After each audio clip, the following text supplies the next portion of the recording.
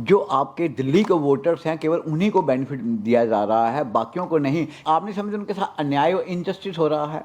NCR के lawyers का भी राइट है कि दिल्ली में इनरोल हो सकते हैं। बीसीडी ने इस बाबत क्या इनिशिएटिव्स लिए हैं? बीसीडी ने दिल्ली हाई कोर्ट में रिट डाली थी। एजेंडा रहेगा कि चाहे हम सुप्रीम कोर्ट में रिव्यू लगाएं, चाहे गवर्नमेंट को हम बाध्य करें कि एडवोकेट एक्ट में अमेंडमेंट हो, एक वकालतनामे का एक्ट बने और कम से कम 130 रुपये का वकालतनामा हो, जिसमें लॉयर को भी पैसे जाएं और स्टेट बार काउंसिल को भी जाएं और बार एसोसिएशन को भी जाएं। तीसरा एजेंडा रहेगा जितनी लॉ फर्म है एनसीआर में उनका स्टेट बार काउंसिल में एक रजिस्ट्रेशन हो, ताकि सबको एक नंबर अलॉट हो जैसे लॉयर को अलॉट होता है, ताकि उसमें जो यंग लॉयर जाते हैं उनका एक्सप्लॉयटेशन ना हो।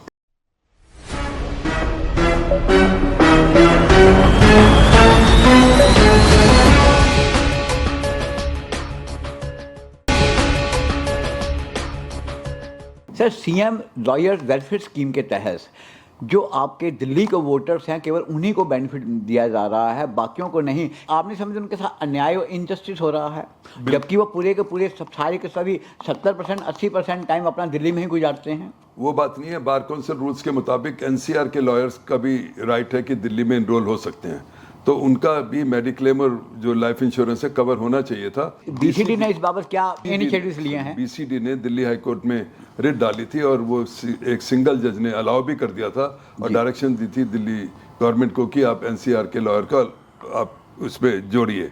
पर दिल्ली गवर्नमेंट ने, जब पहली सरकार थी, उन्होंने उसको चैलेंज किया एलपीए में और हाई कोर्ट की डीबी ने उसको स्टे किया हुआ है और अभी वो मैटर पेंडिंग है हाई कोर्ट में।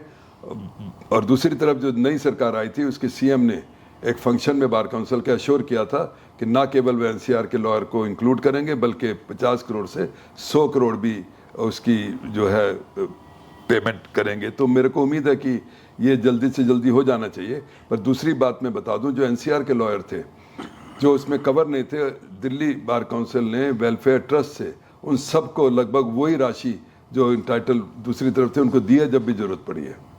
सर, आप दिल्ली के आप लोग अपने टेन्योर के अंदर आप मेंबर्स को क्या एश्योर करना चाहेंगे, क्या आश्वासन देना चाहेंगे और क्या आपकी मेरा तो सबसे बड़ा एजेंडा रहेगा कि चाहे हम सुप्रीम कोर्ट में रिव्यू लगाएं, चाहे गवर्नमेंट को हम बाध्य करें कि एडवोकेट एक्ट में अमेंडमेंट हो, और सबसे बड़ी बात यह है कि इनरोलमेंट फ़ी को बढ़ाया जाए और ताकि बार काउंसिल की जो है रेवेन्यू हो। और दूसरा और भी अमेंडमेंट, जैसे अभी 5 लेडी लॉयर्स की रिजर्वेशन हुई, जो 1962 में एक्ट बना था, it needs quite big amendments. तो मैं तो सबसे बड़ी बात करूंगा कि पहले अमेंडमेंट हो, दूसरा एक वकालतनामे का एक्ट बने और कम से कम 130 रुपये का वकालतनामा हो, जिसमें लॉयर को भी पैसे जाएं और स्टेट बार काउंसिल को भी जाएं और बार एसोसिएशन को भी जाएं। ये मेरा दूसरा एजेंडा रहेगा। तीसरा एजेंडा रहेगा जितनी लॉ फर्म है एनसीआर में उनका स्टेट बार काउंसिल में एक रजिस्ट्रेशन हो, ताकि सबको एक नंबर अलॉट हो जैसे लॉयर को अलॉट होता है, ताकि उसमें जो यंग लॉयर जाते हैं उनका एक्सप्लॉयटेशन ना हो। सर, मेंबर्स आपको वोट क्यों दें? आपकी क्या आप लोगों ने किया है जिससे कि आप लोगों को वोट मिलने चाहिए? आप कोई मेंबर को अपील करना चाहेंगे और क्यों कर आपको वोट दें? मैं तो अपने बारे में तो इतना ही कहूँगा कि यूट्यूब पे जाएं। मैं भी और भी मेंबर्स के बारे में काफ़ी वहाँ पर कुछ है, और मैं जो लेक्चर्स दे रखे हैं मैंने क्रिमिनल साइड पर, वो उसमें है। मैं 3 कॉलेजेस में विजिटिंग प्रोफेसर भी हूँ, मेरे कुछ लेक्चर्स हैं वो दें। और इस बार की जो काउंसिल थी सर, मेन कंट्रीब्यूशन आपका मेंबर्स के प्रति क्या रहा है ड्यूरिंग इतने पीरियड के अंदर? इस बारी तो मेन कंट्रीब्यूशन रहा कोविड में। हमारे जितने सिटिंग मेंबर्स थे, मैं उस टाइम चेयरमैन था, सब ने बड़े जी जान से काम किया और दिल्ली के पूरे हिंदुस्तान के लॉयर्स इस बात के गवाह हैं कि बार काउंसिल ने जो काम किया पूरे हिंदुस्तान में किसी ने सोचा भी नहीं। हमने नोडल ऑफिसर्स अपॉइंट किए, जिसको अगर हॉस्पिटल में ज़रूरत पड़ी थी हॉस्पिटल में एडमिशन कराए, सिलेंडर्स का ऑर्गेनाइज़ किया, उनका रिफ़िल का ऑर्गेनाइज़ किया, उनको सिलेंडर प्रोवाइड कराए और उनको राशन प्रोवाइड कराया, उनको एज ग्रेशिया पेमेंट कराई, जो हॉस्पिटल में रहे उनको 50,000 25,000 दिए, कैश पेमेंट भी दी।